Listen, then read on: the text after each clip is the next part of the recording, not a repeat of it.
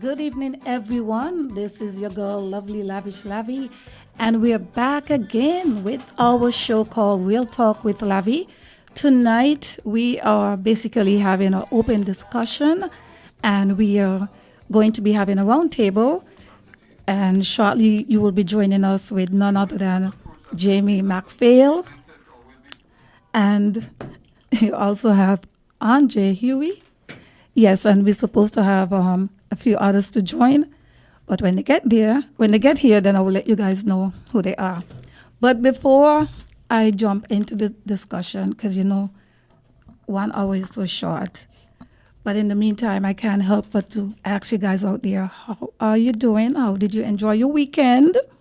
And I'm going to start off first by saying, yesterday I spent my weekend, I must say my lunch hour at Frigate Bay, and I went to Boozy's. It's local owned, and I told them I will say, I would come in here and talk about them, talk about my experience, so they don't know what I'm going to say tonight. But while I was there, I must honestly say, everything was on point. Customer service, the bartender, I think he's from Sandy Point. He smiled, he keep on coming and, making sure that I'm okay. And I was observing, not just because of myself, but the way how he was, dealing with the customer, because the place was very full. The food, I had Cornish hen and squidly, yes, squidly, and I had lunch yesterday. A lot of hope I ain't gonna get squidly in any trouble, but people were just friends. He had oxtail, and he said that the oxtail just slide off the bone like that. You know what I mean? If I'm speaking to you right now, if I was out there in Radioland on the internet, I'll feel hungry. Because he said the meat just melt off, and the Cornish hen, it melt off. I mean, it was really, really tasty. Whoever was in the kitchen yesterday, I don't know if it's Kevin, but Kevin is the owner. And, sometimes I say, oh, they got to pay for commercial, but this is more than a commercial. This is how I spent my weekend here. And anyone that's out there, that want to come to St. Kitts and Nevis, on the strip have, quite a few restaurants and livelihood. But Boozy's tends to have, just like that right atmosphere. And then you had someone was celebrating their 70th birthday. I get to be the camera person. Yeah, so that was really, really nice. And the food, like I said, was really, really delicious. And I will invite everyone to go. But I must honestly say this also. Lavi loved to interact. So across from me, I had a white couple, American, husband and wife. They basically been doing some boating, come down, and then they end up took a flight to St. Kitts. So they went to St. Lucia, Antigua, different places, and it was just great to, hear these people, talking the island as if like they live on the island for quite a while. They have been in St. Kitts for 3 weeks. But what stood out to me, in the conversation, the young lady, his wife said, Lavi, I was so scared. We took the bus to Sandy Point because I went to Brimstone Hill. And when she was on the bus, she said she sat in front and her husband was to the back. And she said he heard him like scream out. And she was like, oh my God, he is scared as hell. She said she was scared, but because she was in front, she couldn't see what's going on. And she was basically saying the experience was not the best because the bus drivers, they're not driving for passengers, they're driving for themselves. And, just to hear an American man scream out, I feel like it's more than just because he's a man, but somebody driving crazy. He really thought they was going to crash, right? Maybe I needed to be sitting with him, and just keep some good conversation. But, I'm joking, really, but isn't that cool? I think the bus drivers need to be more aware of passengers, and especially when they're having tourists in there, because tourists not like us here, Tourists basically they like to make reviews, and they will interact and engage and tell others about the experience. So when it comes to Americans, I think we really got to be very, very careful. But once again, folks, that was my part of my I would say weekend experience at Boozy's restaurant. It stand out for me. And Kevin and his staff, you guys doing a wonderful thing, and I really, really felt, my Sunday was, well spent. Jamie, how did you have your Sunday or weekend? So my Sunday was spent at home. I had a quiet day at home on Sunday in the garden and, regular Sunday chores. Saturday, what stood out to me was I went to a book club. I went to a book club. It's called the Bougainvillea Book Club. There were about 20 of us there, 2 men, and all the others were females. But we thoroughly enjoyed the conversation on the book, which we were reading for the past few months. Yes. Oh, nice. Yes. Look It at was you. at the Shadwell Great House. So, we were in the yard under the banyan tree, and it was an absolutely amazing experience. Black cake. So I don't know how many of you are familiar with Black Cake, but it's a book based in the Caribbean about Caribbean experiences. The author did not mention which island that the book was based in, but we kind of get the idea that it was Jamaica. Okay. And, the main... Is this Carol Otley? No, this was Charmaine Wilkinson. I didn't There know is something. actually a Hulu series, a limited series on this Oh, book. yes. I think that's what I read. Yeah, that's what I read. Oh. Yeah, Okay. it was absolutely amazing. Nice. So how did you had your weekend? Oh, Andre? nothing spectacular. Work. As usual. Well, share something. What did you do? Well, yesterday was my pastor's birthday, Bishop Cyprian Williams. So happy belated birthday to him. The church, we did a little special event for him, and so we stayed back and we shared and fellowship and shared in food and festivities. So in somewhat. So that was one thing, and then. The rest of the day was work for me. Alrighty. So, Mabo, you just got here. So, how did you spend your weekend yesterday? Good night to each and everyone. Good night. Well, for me, my weekend was all about football. I was at football too. So Okay. yeah. So that was part of my work. Yeah. So of course you got your wish for Newtown. Yeah, of course. Newtown played. Yeah. Yeah, Very of impressive course. yesterday. Yeah, pick up a 3 points. Yeah, man. Nice 3 points too. Right. So you spent your weekend Football. football. Take my son football in the morning, then football at 1 o'clock, and then at night time. I like that you say you took your son football. That's very good. Okay, folks. So there you have it. Everybody had a beautiful weekend. I'm just so happy to be here. This evening is going to be just a round table. And tonight, we don't have a discussion, but I decided to, seeing that we have 2 guys, we also was to have another guy come in. And I thought of touching on cancer, prostate cancer, and colon cancer. And I think tonight, most of the time when we have discussion, we always want the professionals to be in, but we have to get the patients. If we don't have the experience, then you don't have the professional to come in. So before I start on the prostate, because, it's very, very high in the Caribbean, right? And a lot of men, for whatever reason, they just don't like to go and get checked. I also was in a discussion last week where a professional doctor, he was saying that it's amazed him that when the guys, they will actually don't want to go in on a one-on-one, but they will go and tell the doctor, I went to get checked, apparently when they have the prostate cancer check for everybody. So it appears to be that maybe men rather feel going to these places in a gathering than by themselves. What do you think about that, Andre? Sorry, good question. Generally speaking, I just know that men don't like the examination because they feel it's a bit intrusive. So it's actually new to me that they.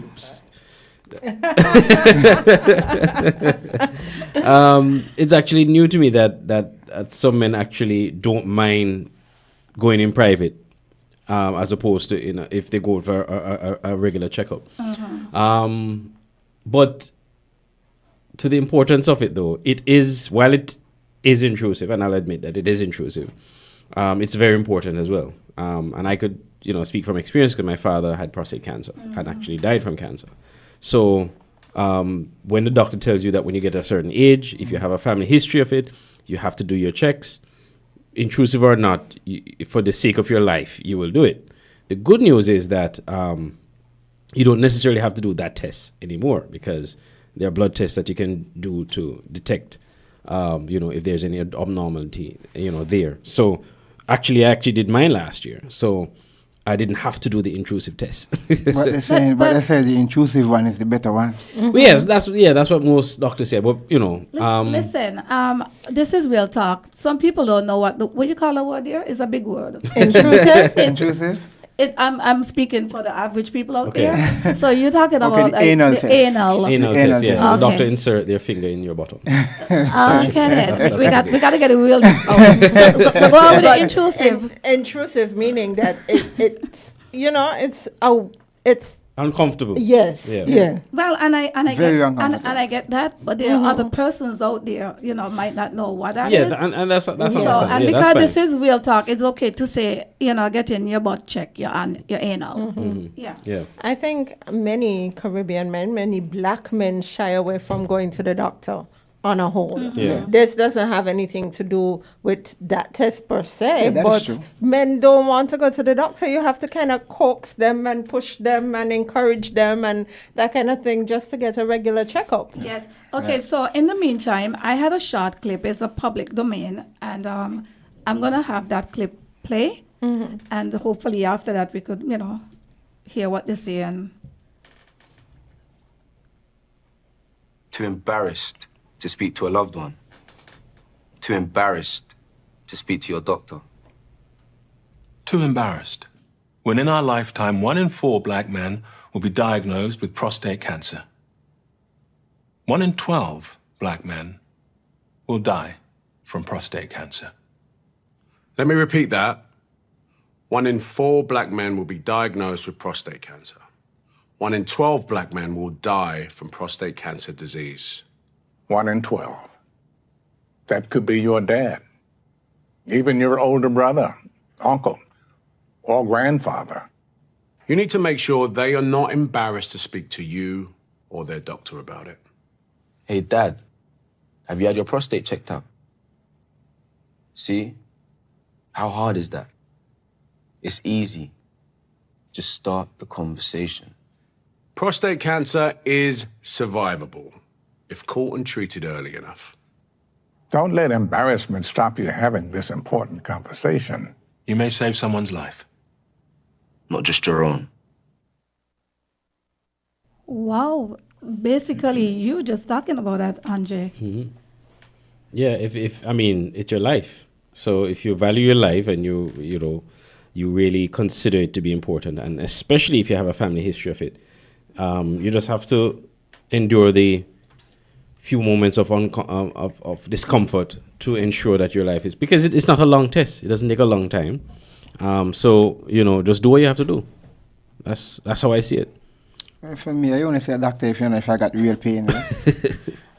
But most men do, huh? And that's the to Jamie's dangerous point. thing. Yeah. Because prostate cancer does not come with symptoms I know that. until it's too late, yeah. right? So we need to ensure that our men go to the doctor, get these checks done, because you never know. Yeah. But to your point earlier, that you were saying that doctors say that the finger test is the best test.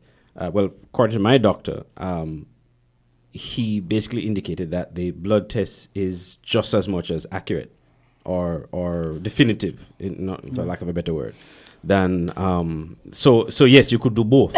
If you want, you could still do the finger test if I you prefer wish. the blood. But the blood test, he says, also gives you a fairly accurate diagnosis. And you know what? We will never know unless you have it done. So I feel that people just need to go and get themselves checked. It is very important. And a lot of men, for whatever reason, even if they get a cold or something, you're not really telling them to go to the doctor for everything. But for whatever reason, they sometimes they don't even want to take nothing, not even the natural stuff. But even going back to the test, I'm sure if you survey a lot of men and you ask them if a female doctor did that test, if they would feel the same level of discomfort. Yeah. You think so? Yeah, you've been violated the same way. Really? Even worse. Why? Just as bad. Tonight, ladies and gentlemen, if you just tune in, this is a Real Talk. It's a 1 hour program, and we try to bring various topics that you can relate to, and topics that basically that it's, is current. It's what's happening. It's lifestyle, If you're just in tune and you want to call in a part of this discussion, we are basically having an open discussion, anything positive to bring positive awareness to each and every one of us. Because when it comes to men and prostate cancer or colon cancer, I think some of these things can, once you go and check, you can really, prevention is better than cure. And as I said, health is wealth. I don't care how much money you have. If you don't have good health, I've seen a lot of people, even when they reach retirement, boom, they're gone. And they're not even around to enjoy their retirement. Some people say that is how people are supposed to go. But I think that sometimes if you really take care of your health, you can, perhaps last a little longer. What do you think about that? I mean, Of course, health is your wealth. If you have all the money in the world, but you're not healthy enough to enjoy it, what's the point? We've seen so many rich and famous people who didn't live the fullness of their lives to enjoy their wealth. And as you talk about cancer, a good example is what's his name? Chadwick Boseman, the actor who had colon cancer, and he did well. He eventually it was diagnosed, but it was already too late. A lot of people didn't know he was sick, even though we were seeing signs of it. But we just thought, he was just losing weight and all of that. We didn't think that he was actually sick, and he died at a young age. So you could have all the money in the world. If you don't have your health, it means nothing. It means nothing. And, just to go by the doctor, sometimes you don't have to go to the doctor because you feel sick, but it's just good to just go and have a check. Some people do the holistic checkup and stuff like that, but sometimes that medical part where there's certain instrument, that you can go and, get your screening. And the doctor will be able to tell you exactly what is happening. And for folks out there, because a lot of people say they go to the doctors, especially in the Caribbean, and the doctors them don't really talk to them and tell them anything. All you do like Lavi, ask questions. Yep. Ask questions. You go to the doctor, you do a test, and some doctors don't follow up. You got to follow up with the doctor. And if you go to a doctor and they're not following up, go to another doctor. Yeah. In fact, my doctor always say you should ask questions. When you go to the doctor, ask. There's no stupid question. You want to know it for yourself, so you have to ask questions Absolutely. as much as Some possible. of them, you go to them, you tell them you got to pay, and you do just watch it. It's that. So they just give you Then something. change the doctor. Without even touching Then you. change Your doctor. And I always feel that we always have, we always come to say what is saying or what ain't saying. You're paying your money. And if you're going to go on to a doctor and a doctor really not, even a lawyer, it doesn't matter whoever you go to and you're not getting your results, you need to ask questions. That's the reason why you went there. There's someone on social media, they're saying the younger generation knows the difference now. Mm-hmm. Yeah. The younger generation. Meaning that they are going to the doctor more often. Apparently, that's what they're saying, that they know the difference now. But they're also the younger generation that are basically following that old tradition, especially men. Some of them with their ego, and even parents can help them to go to the doctor. Well, I think this is also a Caribbean culture where, and this is, I think, is probably one of the reasons why men especially don't go to the doctor a lot. We tend to go to herbal medicine first. So we feel, okay, the grandmother tell me about this bush. If I drink this bush, I'll be all right. And so I have no need to go to the doctor.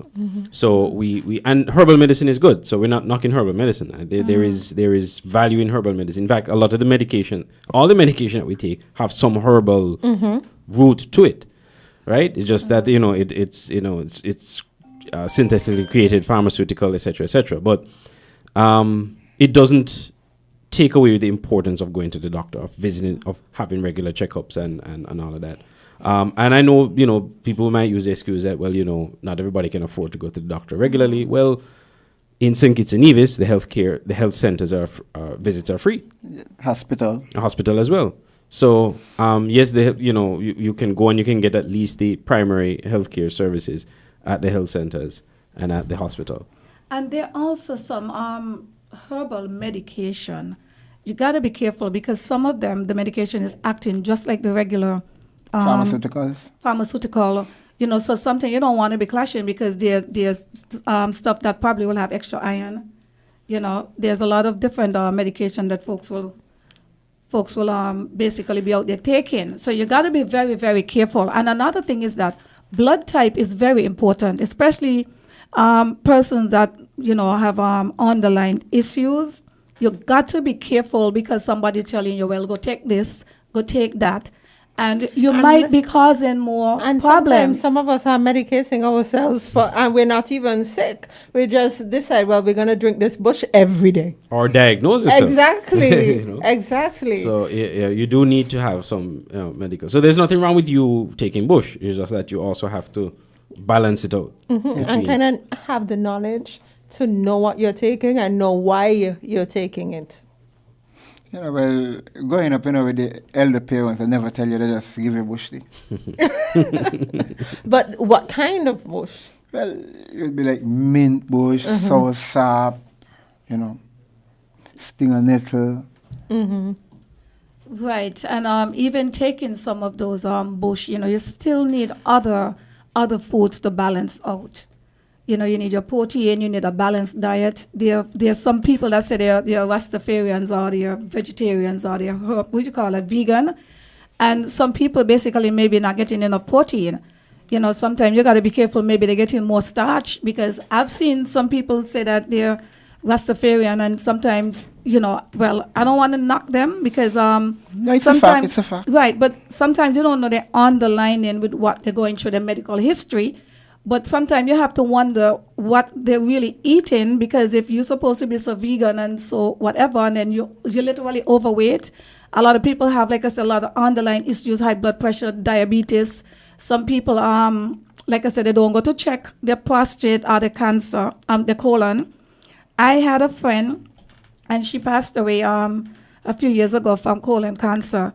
And I remember I felt so bad because she died very young at 52. And this is a girl that take care of herself, eat well, she used to exercise.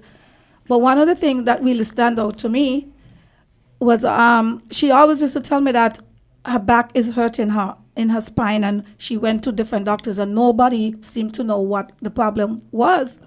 And then after when she died, I started doing my research and I started learning about pull-ups and the different things that, that will have been there, the little underlying signs. Yeah, so I recognize that even with the colon, if you're not being, you're not being checked out, because some people, like I said, they go to the holistic care, and one has to be very, very careful, because when you're having colon cancer, I understand that sometimes you're gonna be constipated. You probably will be, your blood will be coming out your stool. There are different things, and then the tumor, when you're thinking your back is hurting you, that's the tumor being, lodged in your back, and sometimes it's just too late. So it is very important to check. A lot of men like to see women looking nice and sexy and beautiful, but they're not going out there to go and take care of their health. Well, the best thing is to have an alkaline body, because sickness cannot live in an alkaline body. Alkaline body need balancing too, but go ahead. No, but The when your alkaline body is is balanced. alkaline, it's balanced. Yeah, the pH will be balanced. Now, I don't go to have too much starchy food like the Irish potatoes, the tanya, and the dashing. I do eat them, but moderation. But that's the thing, though, right? We grew up eating all these things, and people used to live so long. I feel like the alkaline foods and stuff like that, yes. But if people don't exercise, you need balance in different areas, not just in eating, but you need to exercise. Because back then, a lot of our ancestors didn't really have like transportation. People wasn't, used to sit down behind the TV and used to be doing a lot more outdoors. So a lot of people used to have the same start, the potatoes, the white potato, Burn it up. They burn it up, and A lot of people not eating enough greens. So adding to what you said, Mabo, it's very important. And I was doing some research, and I realized that if the body, the acid in the body and the alkaline, if the acid is overpowering the alkaline, you're going to be sick. And they said that the acid in the body not supposed to be more than 0.7, and the alkaline needs to be higher. It's the same thing with the water. I think the water, anytime it passes 7.13, that is when you're going to have, like, what you call it, tornadoes and the water, the tsunami and those kind of stuff. That's why it's best to consume spring water, natural spring water. Again, we used to be drinking, at Monkey Hill, if you're just listening, this is Real Talk with Lavi. I am from St. Peter's, and I know we used to go to the pipe back then, the water pipe, and drink the water. That was pure spring water. Mm-hmm. I used to go and there it too. was not treated at that time either. So what gone wrong between now and now? Because then and now? The water is chlorinated. Yeah. But Plus why? pollution as well. But why? Why the water is chlorinated? I think you will have to get an expert on as to why they do that. I think they do that to protect us from certain bacteria that can live in the water. But it's still right? more harmful for us. It's debatable. So back then, right? How we were so sure that it was okay then. I think We weren't sure. Exactly. We were just living. But not only that, I think there's a lot of also, over the years, you'd have a lot of development taking place. Yes. Yeah. And so you have chemicals and stuff, seeping Exactly. into the soil and all these kind of things. So for safety, it's best to cleanse the water before. And people doing all kind of thing in the rivers now. So. Right, exactly. Yeah. So, people dumping things in the river. Washing clothes. And, and a lot of chemicals get into it. So that's that and all the other different things, I think, are the reasons. Just for prevention, prevention better than cure. So, and with increasing knowledge and technology, certain things that weren't in place before, becomes. When I need water, I go for that. Someone If I can't get it, then I'll just settle for the oil and purifier. Right. Good evening to you guys that are in tune right now. I see someone is saying that life expectancy has increased, not decreased. That is true. Mm-hmm. And then someone said everyone should walk or exercise or at least 30 minutes a day. Some people really can't because some people probably might be sick. And that is why if you can, as she said, exercise. People look at me and a lot of people seem to think that somebody's calling me. A lot of people seem to think that when they a lot of people when they see me, Andre, I find in Caribbean people tends to, I guess because they know people age or they know us, and I can't help that everybody always telling me how young I look, what I'm eating. But one of the things that really, really I kind of question or wonder, I always get in these compliments, and I want to know when people giving other person those kind of compliments, if they cannot apply that to themselves as well. Mm-hmm. Well, I guess.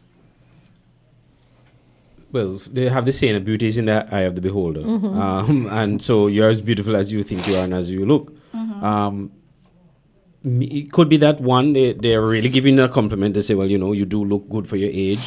And in a sense, they're probably thinking, one, they look just as good in their own way, or they can't attain to that level. Mm-hmm. And that's the thing. I like what you say, that maybe that they can't attain to that level. And that's the thing. Sometimes I have been labeled, and it is so sad, and I guess you guys going to relate to me, can relate to me, that anytime you take care of yourself and keep yourself well, people label you as if you got it.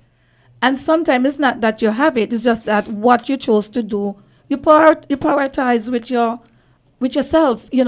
Some people maybe they like go clubbing, maybe they like go to shop and stuff like that. But, you have to basically discipline yourself. I get up at mornings, like for instance, I'm a morning person. And I think because I had children raising, I have to go to school and then I have to go to work, so it's in me. There's a lot of people, especially young people, they get up now, they can't even get up in the morning. Mm-hmm. And that is what morning, afternoon, Very important.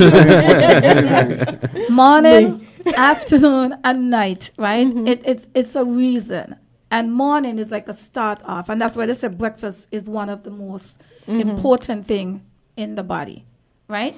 So I tell myself that if I don't feel well, then I can't be well. I can't make somebody else happy. So it is very important for me to basically understand my anatomy and understand pain. So if something is digging you all the time, and don't tell me you're going to ignore it, because your body is telling you things. Just like if you see in your period, right? And are you menstruating, right? Some people will say, oh, that's because they're doing that at the end of the month, but something is wrong, because it shows that you're losing blood, so you become anemic. So when you're going to be going through those kind of things, it's very important for parents to educate and talk to their children, about these kind of things at the end of the month also. Because if you're going to be losing blood, then you need to get foods that are going to give you iron, unless you're going to be taking the iron tablet, and that can cause some constipation as well. I completely agree. For me, I understand both sides of the argument, because I understand that sometimes it's difficult to find that balance. I mean, we are living busy lives. Sometimes you reach home from work, you're tired, you're not able to go and exercise. And for me, I am not a morning person. Nobody called me in the morning. I have never been a morning person. I get up because I have to, right? If I could stay in my bed till 10 o'clock every day, I would do that, right? But sometimes we need to prioritize ourselves and show up for ourselves. Like, for example, this afternoon, I went to exercise before I came here. Now, in my mindset, I came home from work, I'm tired, and I would say, well, let me take some rest before, because I want to reach here on time. But I said, no, because if you put it off today, that's the end of the week. Because you're going to put it off tomorrow. You have something to do on Wednesday. Thursday, you're going to say the week done. And that's the entire week without exercising. And it's important that you show up for yourself and you make those sacrifices for yourself, because a lot of us sacrifice a lot of time for other people. You're always doing something to help others, but when it comes to making yourself a priority, you don't really do that. And I like the point that you made. You can't be there for other people if you are not well. You can't pour from an empty cup. So it's important to find that balance. I know a lot of people say, oh, but healthy foods are expensive. Find a way. Because either you're going to pay the supermarkets now, or you're going to pay the doctor 5 years, not even 5 years from now, right? So you have to find that balance and find a way. Someone is saying Laverne has a healthy mind, and that goes hand in hand with a healthy body. So what she's basically saying, she did mention my name, but she don't necessarily mean me. So it's basically having a healthy mind. Because no matter what we go out to do, as we can be all the alkaline, we can do all what we have to do, but it all comes with balance. And being able to have a healthy mind, it gives us a chance to even have discussions like this, Andre, because when it all boils down, if you don't know how to take care of yourself, you're going to have an issue. And a lot of men, especially when they come out of parenting, a lot of them clueless as to know how to even be responsible in the home. Some of them was not taught. Some of them too busy because you cannot relate to them when they reach a certain age, because they're following the peer pressure. And this is why it's very, very important for children. Listen to your parents, especially if you have healthy, happy parents, parents that care, parents that are doing parenting.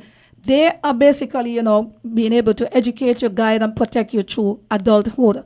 And if you don't get that, then you will kind of lost out there. And that's why a lot of people basically go on the street and they pick up who they pick up. And if you lie and, be around idlers and, I would say dumb people, you're going to end up thinking dumb.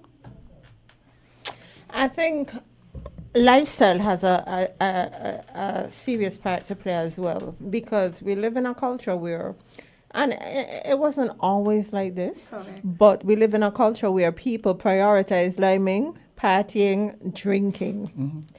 We don't sleep. A lot of us don't sleep. We just party every night, all night. We drink alcohol. will destroy you before you destroy it. And that's a fact. It is Yeah, a man. fact. Right? You can't kill alcohol, but it can definitely kill you. Period. A lot of people have You- gone down from alcohol. Exactly. Yeah. So you have to make healthy decisions. I know that in some cases people may be addicted to alcohol, but seek help. Because at the end of the day, your quality of life will be impacted by the choices that you make. Prioritize sleeping. If you go to a fete tonight, you ain't gonna go tomorrow night. Listen, and Andre could tell you this. I go to the music festival, and I'm not knocking the music festival, you know. But I'm sure, Andre, you see me sleeping in the back because listen. There are very few things in this world that will make me lose sleep because it's important. Yeah. Well, you speaking to the choir because I am not a night person either. I'm like Lavi, I'm a morning person. Early in the morning, 4 or 5 o'clock, I'm up. I try to watch TV at nights and TV watching me. Me too. It just can't work. So Yeah, not me, but I like 10 to o'clock, activity. beyond 10 o'clock is late. I'm supposed to be in bed by 10 or before. Sometimes when I'm watching TV and something, when I check the time, I'll be like 2:30. I'll be like, What? Listen, I grew up in a Yeah. household, right, where everything had to be off by 9 o'clock. And my mother was raised like that as well. So if you're talking to my mother at 9 o'clock in the night, she's nodding off. She's not in her right mind. For me, 9 o'clock is like I get, what do you call it, brain fog. I yawn, I need to sleep. And I even when I was was that going, way too, but Yeah. even when I was going to school, I couldn't study at night because Neither I me. was sleeping in front of the book. So I had to go to bed and then wake up 5 o'clock in the morning and study. Even in terms of my daughter, when she was in school and she wanted help with assignments, and I used to tell her, listen, come early, Yes. because after a certain time in the night, my brain does not function properly. So just come, make sure you come early.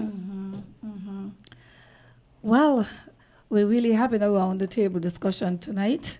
And with us, we have here Miss Jamie. What's your name, Jamie? My name is Jamiela. Jamiela? Yes. Oh, that's pretty. ¿Cómo se llama? You speak habla español?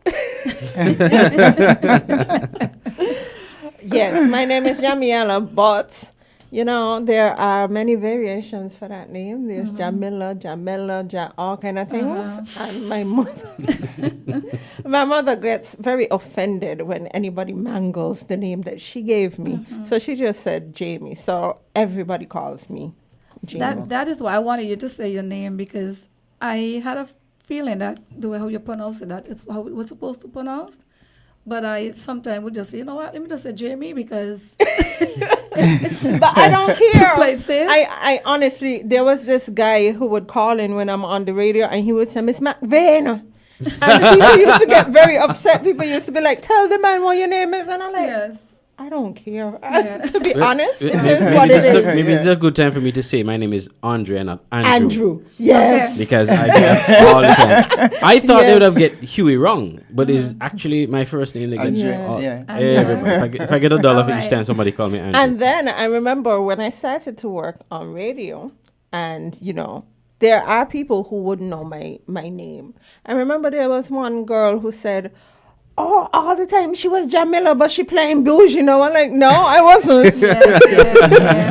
No, I wasn't. That was never my name. But yeah.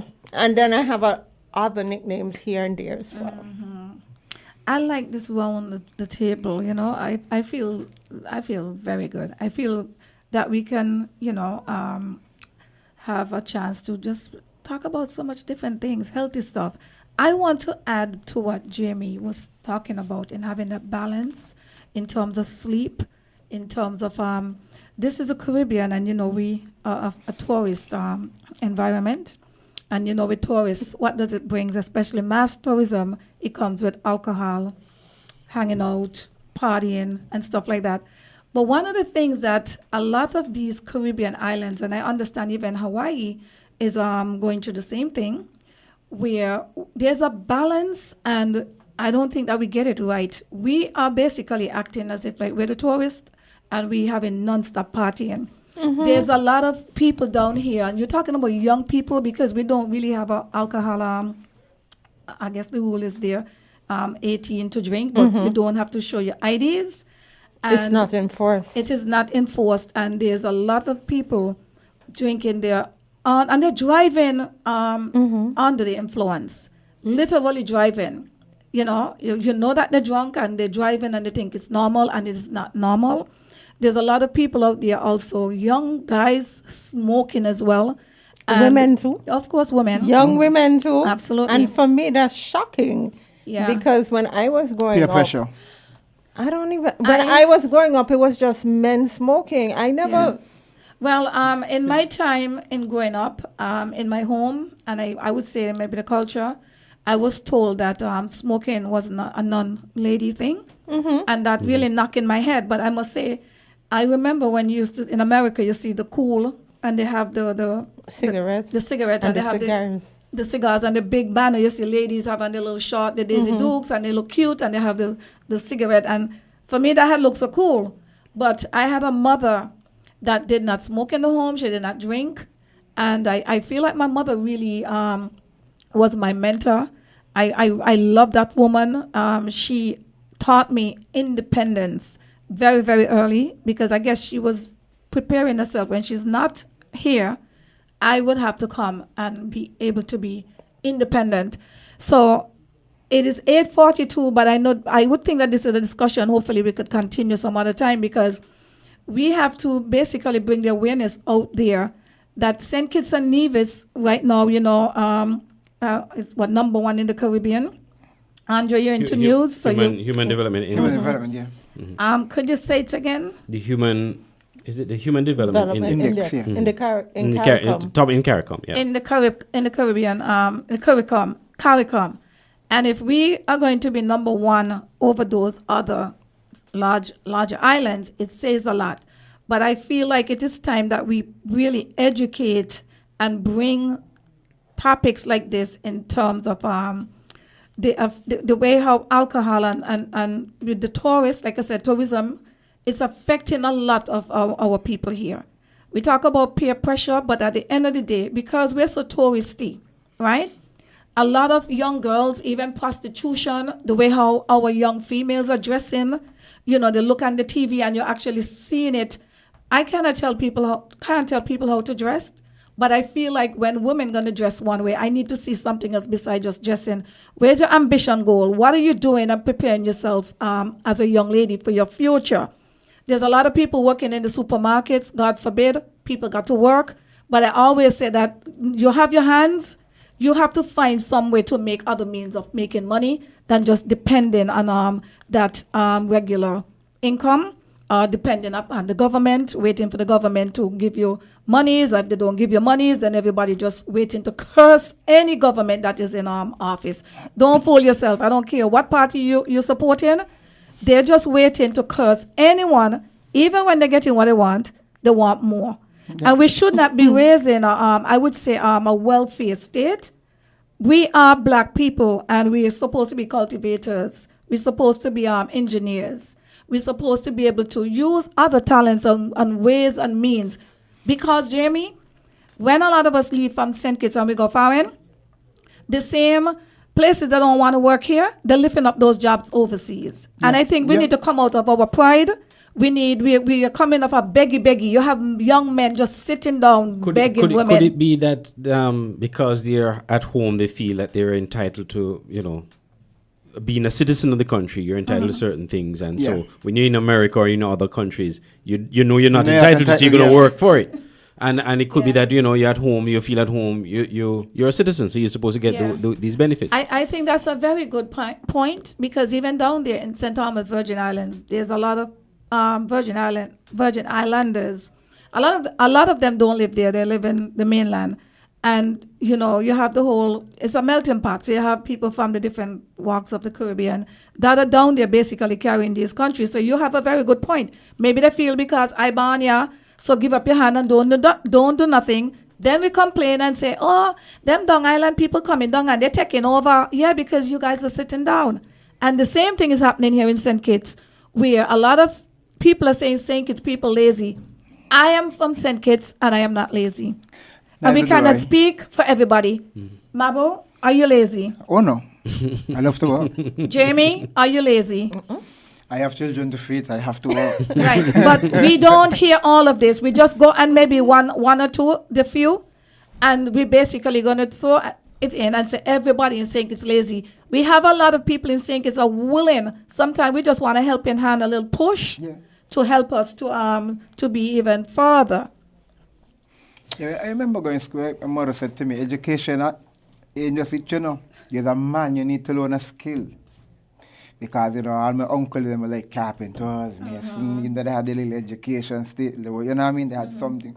So I remember when I just left school, I went to work at an insurance company, and I was doing work on this side with my uncle. Then I realized I'm making more money on this side with my uncle than the insurance company.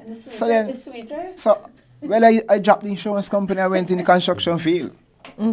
Still there to this day. I want to share this here. So remember I told you yesterday I spent my day over by, more or less by Boozy's having lunch. And the couple, the American couple, they was there and I was actually learning from them because sometimes you got to listen to people and, you know, you learn from them. And one of the things that they were saying is that they went to St. Lucia and they said the bread in St. Lucia is so good. But here, what kind of bread? They said when you go and everywhere you go, these people are having the ovens and they're actually baking the bread, so you're getting hot bread. So people are being very creative. And I think that when it comes to maybe lazy, I wouldn't really say saying it's people lazy. I would say that they're laid back and we have life good here.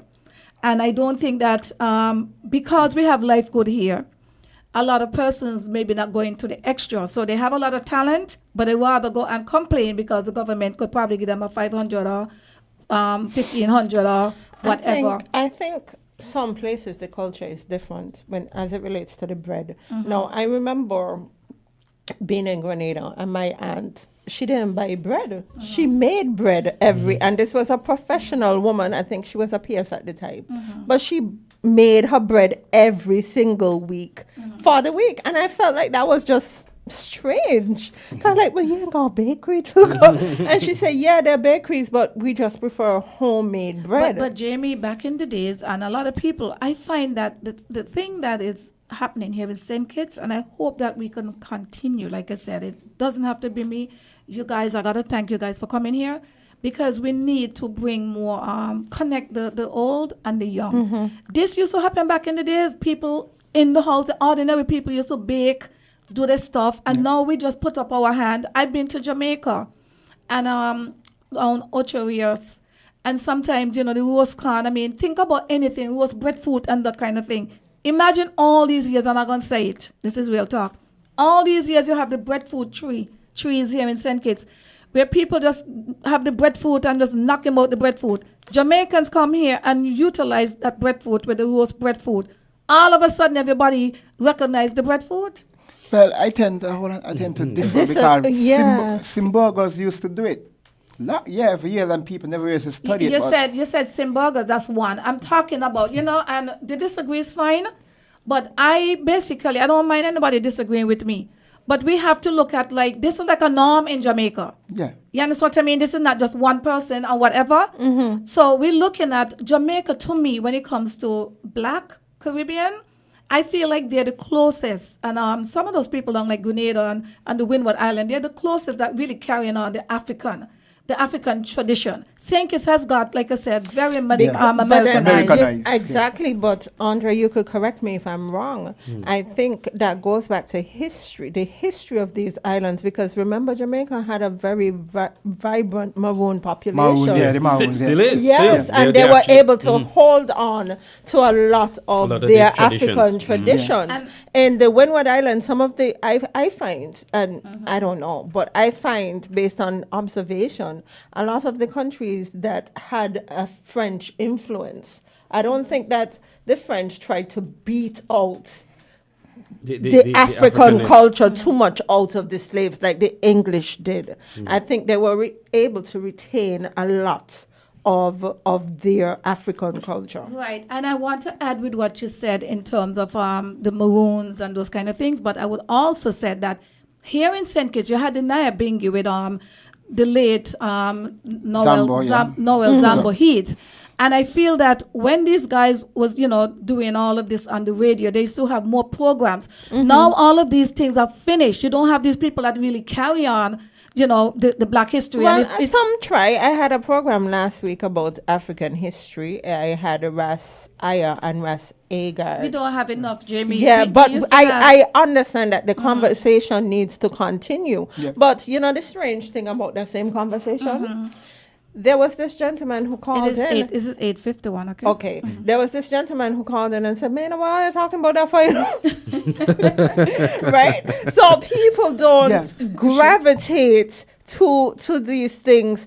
No, is the conversation important? Absolutely. Yeah. But I find that people like to shy away from their African heritage. I don't know why. Well, I was, and as you said, people. As I said, I have traveled. I've lived in St. Thomas, Virgin Islands. I live in the States. I've traveled to Jamaica. I've traveled quite a few places, and I see here, right.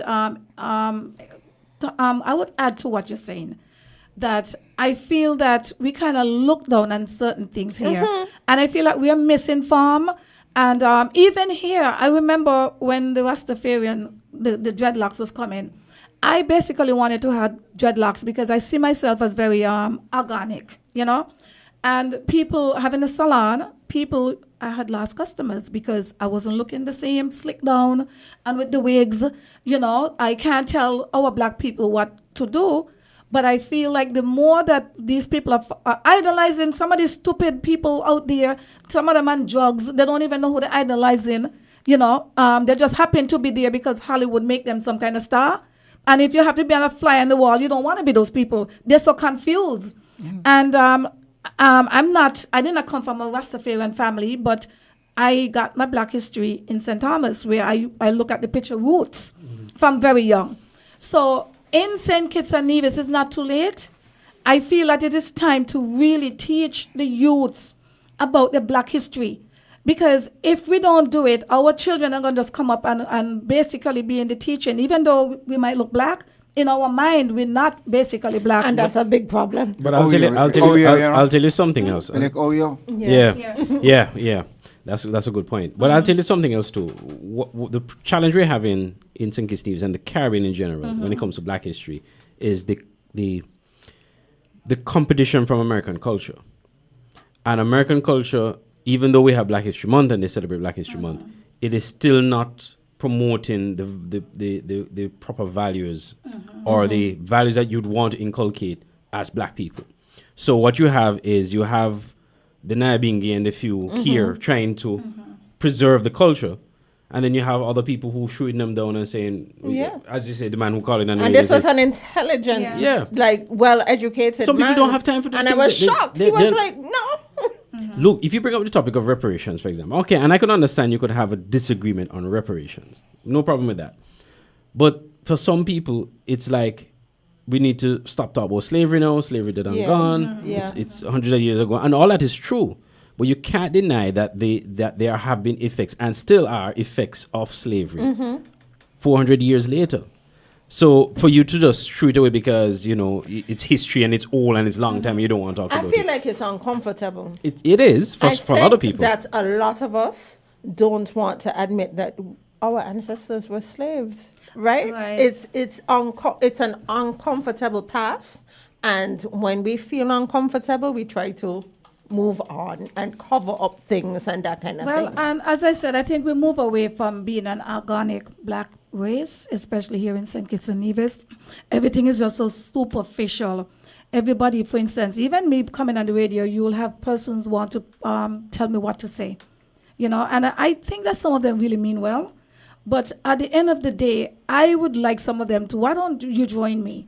Because if I have to basically trying to be what I am not, so I feel like a lot of people are just so superficial, and a lot of it is because they feel like that give themselves confidence, but no. And in St. Kitts and Nevis, I could only speak about my country. I realized that even though we're telling people, about this being, authentic, be real, be true to yourself. When you really be real and true to yourself, it's still an issue. And we can't change anyone else, But I feel like this is a place that never really embraced Rastafarians. You go to a lot of the different Caribbean islands, and they embrace it. And regardless, And you know what? You know what's the irony of that? As a Jamaican, I would say that, and I've heard other Jamaicans say the same thing to me who live here. yes, That St. Kitts and Nevis is probably has more Rastas per square mile Yes. than anywhere else, or Right. outside of Jamaica. Yes. So I found that to be fascinating because I found there are a lot of Rastafarians here in St. Kitts Nevis.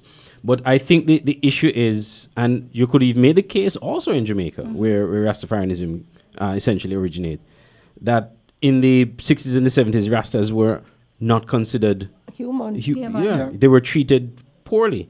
Right? And it's only like in recent years that, people start to sort of embrace Rasta. And you still have some level of discrimination going And on. then when you look at it here, imagine in 2023, the Prime Minister had to recognize this as a faith-based organization. In 2023, that says to you, we still have a long way to go, because you shouldn't even have to come out to tell people, listen, this is a faith, right? The mere fact that he had to do that is indicative of what is happening on the ground. Right, and I'm going to say this because we have to wind down. You guys, we have the pleasure to have Mr. Andre Huey. He is the president of the Journalists Association, St. Kitts and Nevis, vice versa, Miss Jamie McPhail.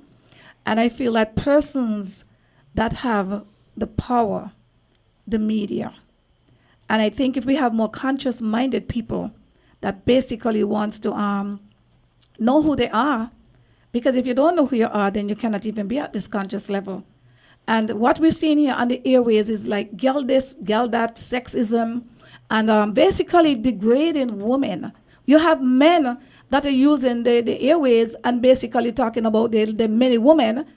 And if some of them really have many women, they don't even have many monies to take care of these women.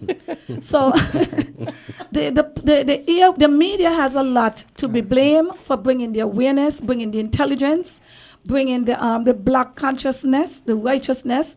So it shows that to each his own. Everybody can have their own lifestyle, but if we continue just presenting vulgarity, the glitz, the glamour, the materialistic kind of thing, this is what we're going to be getting. You see women looking all beautiful. You have a conversation with them, they open up the mouth, and you're like, oh my God, beautiful, but conversation so short. Last but not least, you will have people approach me, and a man will approach me. So how the sweetheart? Who's sweetheart? Man, you love your life. Who the love of my life is? Somebody that he talking about maybe decades ago. I mean, I even remember.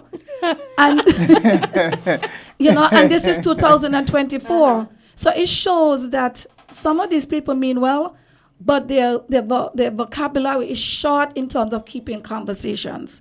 And I would really like to see a more intelligent media put in, the message out. You could like your music, you could carry on.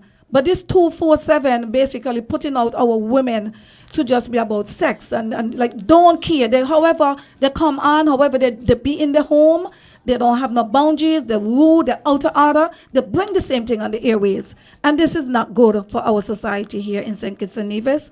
I want to tell you guys, thank you so much for coming. We have it very short before we close out. Jamie, Andre, Mabo. Next week, we are going to be having, Andre is coming back here with me. I don't know what Andre is going to talk about, but it's going to be all about Andre. I want to get in the depths of Andre. Who is Andre? Where he come from? He got a little accent. Yeah, Me want to know about Andre. This man with a different accent come here. When he's presenting the news, he come and he will be interviewing the Prime Minister. He interview all the upper top in St. Kitts and Nevis. I want to bring him back here because I'm going to draw him. Yeah, do that. Thank you so much for coming in.